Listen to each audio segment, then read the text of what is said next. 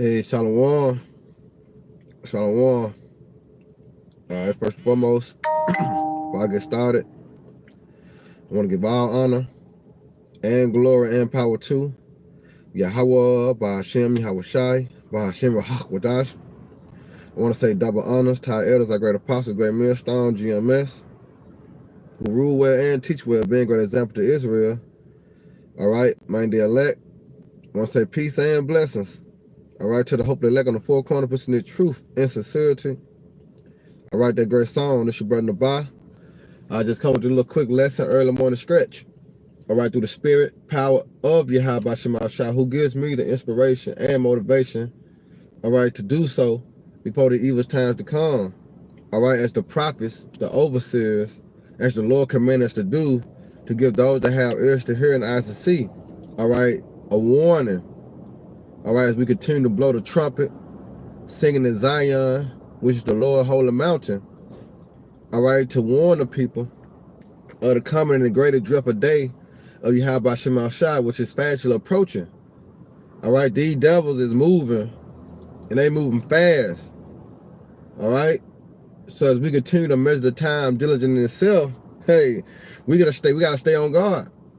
You know, we can't fall to the trickery, all right, and the wiles of the devil, man. We can't fall to the unbelievers, like the incredulity, because we get closer to the end, a lot of people, you know, still don't believe and still don't see, you know, but that's something that they have to go through as the spirit not is on them. All right, the Lord has given us the spirit. He has given us the faith. Remember, faith is a gift, and everybody not able to receive that gift, because that gift comes from on high. All right, and you have that gift of faith, all right, then guess what? You can be part of the elect. You just got to continue. All right, knowing the time that is high time. All right, to wake out of sleep and stay out of sleep. You can't go back into that slumber, because evil and only evil is coming. These devils are moving fast, man. All right, I got this little video, and it said it all. You know, that's why it's good to take heed to the prophets. It's good to take heed to the apostles, the elders, the bishops. All right, it's good to take heed, all right, to the brothers, all right, they're pouring their spirit out week in, week out, in season, out of season. It's good to take heed, man. All right, all this edification coming out, all right, dealing with end time prophecy, all right, through the men of the Lord. Hey, you brother, take heed to that, man. All right, and prepare your house. The scriptures say a prudent man foreseeth the evil and hiding himself. All right, and the words is going out. So if you foreseeing the evil, as the prophets tell you, of the day of trouble, like no other, which is Jacob's trouble, then what? You're supposed to prepare yourself, man. Proper preparation prevent poor performance, all right, along with faith. All right, because without faith, it's impossible. You see that? It's impossible to please the Lord, but it's impossible to get to the next step. Because what's going to come to Babylon the Great, faith's going to be required. Because what else you going to have? But faith in what? Faith in the Lord. Faith in the words of Yahweh Shema Shai. That what? We going to eat while everybody else starving. We going to drink while everybody else thirsty. You see, we going to have shelter. We going to be covered for mercy. See that? We going to have mercy. While everybody else going through their sorrows, all right, guess what? The Lord going to bring us comfort. While everybody else around here screaming and hollering, you know, don't know what to do, don't know their next move, all right, Yahweh Shema Shai gonna keep us in a sense of mind, man, that we're gonna be all right. Why? Because we foresee that evil and we hid ourselves in the Lord, man, which is this word. All right, go to Psalms 91. You hide yourself in the shadow of the Almighty, man, which is this word, man. Turn back while you yet have liberty. All right, but let me play this little video, though, because it's a hit. And it's only for education purpose use only, fair use. Because it says a lot in this little video, man, that these devils is working. And guess what? They working fast. But it's all fulfilled prophecy, man. Now, let me get to this video. Now check this out. I hate when they do that though. Gotta go right after motherfucker. But yeah, check this video out, man.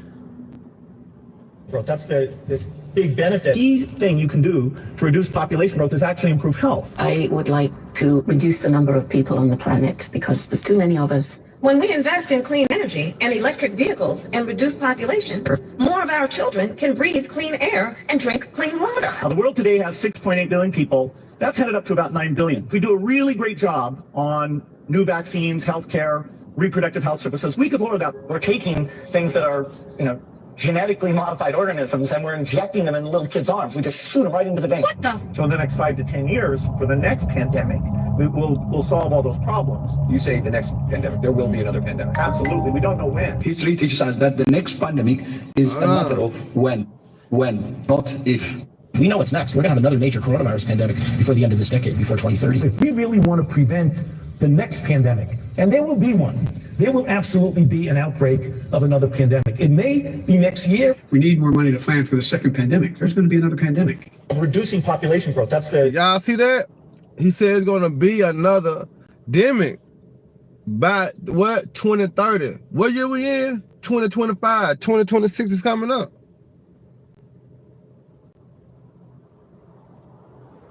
It's finna go down, man. These devils are moving, and they moving fast. We ain't got no time to be looking back. That's why the scripture say, remember Lot's wife. We ain't got time to be like, damn, I shoulda. Damn, do I got enough time? We ain't got enough time. All right? Now I'm gonna play that joint again. Improve health. I would like to reduce the number of people on the planet because there's too many of us. When we invest in clean energy and electric vehicles and reduce population, more of our children can breathe clean air and drink clean water. Now, the world today has 6.8 billion people. That's headed up to... Now, it said reduce population. Let's see what that means.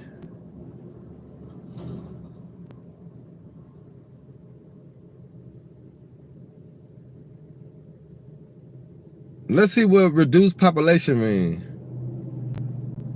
It said reduce human population. Hold on. Could they try to give me something else? Meaning, let's see. Decrease the number of an individual in a specific group or area. You see that? Reduce. So what reduce mean? Because you got to break that word down. You can't overlook that word reduce. It says reduce, it said make smaller or less amount, degree or size. Bring someone or something to a lower or weaker state, condition or role. Reduce. See, to make smaller in size, amount, or number. But what we listening to, how are they gonna reduce the population? Let's hear them. As the words say, the wicked words were smoother than butter. All right? Because they sound good, but how they gonna do it is where in their heart was drawing swords. All right? In their heart was drawing swords. Look. This big benefit. Key thing you can do to reduce population growth is actually improve health. I would like to reduce the number of people on the planet because there's too many of us. When we invest in clean energy and electric vehicles and reduce population, more of our children can breathe clean air and drink clean water. Now, the world today has 6.8 billion people. That's headed up to about 9 billion. If we do a really great job on new vaccines, healthcare, reproductive health services, we could lower that. We're taking things that are, genetically modified organisms, and we're injecting them in little kids' arms. We just shoot them right into the vein. What the? So in the next 5 to 10 years, for the next pandemic, we'll solve all those problems. You say the next pandemic, there will be another pandemic. Absolutely, we don't know when. History teaches us that the next pandemic is a matter of when, not if. We know what's next. We're going to have another major coronavirus pandemic before the end of this decade, before 2030. If we really want to prevent the next pandemic, and there will be one, there will absolutely be an outbreak of another pandemic. It may be next year. We need more money to plan for the second pandemic. There's going to be another pandemic. Yeah, Population growth, that's it. Now, you can say on both sides, because they saying they don't know when. Now, on one hand, they do know because it's according to their plan. They know they want to do it by 30-30, so they do know by 30-30 they want to bring another shutdown. I'm gonna say that in the transfer of the demic. All right, they want to bring another shutdown, but ultimately, it's up to Yahweh Shema Shah who letting them do these things, man. Going right back to 2 Thessalonians 2:7 or 2:8. Only he who led it would let. All right. So the Most High Yahweh allowing these devils to bring these things to pass. But guess what? It's fulfilling prophecy, man. We at the door are going home. These devils is at the door or their kingdom being taken from them. All right. Because we understand once this shit kick off, once their first domino fall, it's gonna be an effect on everything else coming to pass dealing with prophecy. So that's why we got to continue to watch. Well, let's pray. Cause these devils just said that it ain't the matter of if, it's the matter of when. You see that? There's a difference. It's not if. Remember, if was a fifth, we all would be drunk. But no, he said it's a matter of when. And they plan to do it, all right, in the next 5 years. You see that? They finna try to do it in the next 5 years, man. These devils is on the move. But like the scriptures say, this is 2 Corinthians 2:11.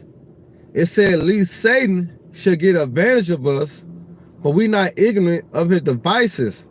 Now I want to get that in the NLT.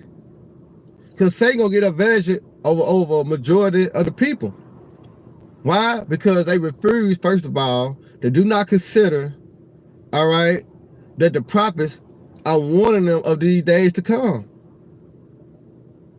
So a lot of people gonna get caught with their pants down, their ass out, and from there, they're gonna be a fucking shame. You know your cousin told you. You know your uncle told you. You know your brother told you. You see, you know your friend told you. All right? You know you heard that conversation about you being the Israelites. You know you heard that you was an Israelite. You know that you heard that the Most High Yahweh Shema Shah are so-called black men. All right, them UFOs are the chariots of the Lord. You know you heard that. But what you do? You didn't consider. So Satan, which is the so-called white man, the adversary, all right, the elites, the banker family, those that is the power that be gonna get advantage over a lot of people, deceiving them, all right, through those miracles, man. Those lines and signs of wonders going to pseudo signs with their technology, but not over the elect. All right, not them that have that mark, which is Dawah, which come in the form of this word, being shielded and protected, all right, and covered by the words of Yahweh Shema Shah. Those are the ones not gonna get caught off guard. Those are the ones that gonna be deceived. So this is 2 Corinthians 2:11 in NLT. It says, so that Satan would not outsmart us. You see that? Satan trying to outsmart you, man. Because what's going on behind closed doors, this video that I just got done playing, you don't see that on your national news. You don't see that on your everyday news. You got to look these things up. You got to search these things out. So Satan gonna outsmart you if you're not looking, you're not watching, you're not seeking, you're not measuring the time. Satan gonna outsmart you. It says, so that Satan will not outsmart us, but we are familiar with his evil schemes. And how can you be familiar with Satan's evil schemes? The prophets. You see that? Because the prophets, let me get it. How can you be familiar with Satan's evil schemes? This how. And remember what the Lord say? Amos 3:7. Surely the Lord, Yahweh Shema Shah power, will do nothing But he revealed his secrets unto his servants, the prophets. You see that? So the prophets have the secrets. And his secrets tied into exposing this devil, exposing Satan. So therefore we identify him and we can protect ourselves from him. We see him. How do we see him? We see him in the form of his action being displayed out in the earth as bringing these things to pass, as Jacob trouble, all right, as the Charagma, World War III, evil. So that's how we identify who Satan is, by his actions.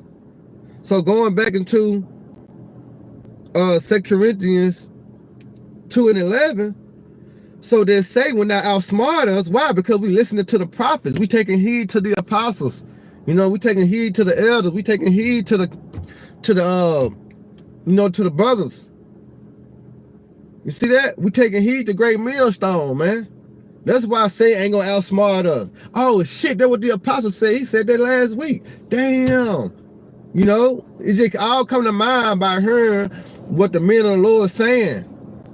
And that's how Satan cannot outsmart us. Because what we heard from the apostles, we heard from the elders, we heard from the bishops, you know, the bishops in Connecticut, you know, the elders in Connecticut, you know, our camp leaders, our elders throughout the states. We heard what they saying concerning Satan. And guess what? When we see these actions be displayed out in the earth in the form of unrighteous laws, unrighteous decrees, we start to see these things, you know, come to fruition. What happened? We identify, oh shit, that's Satan.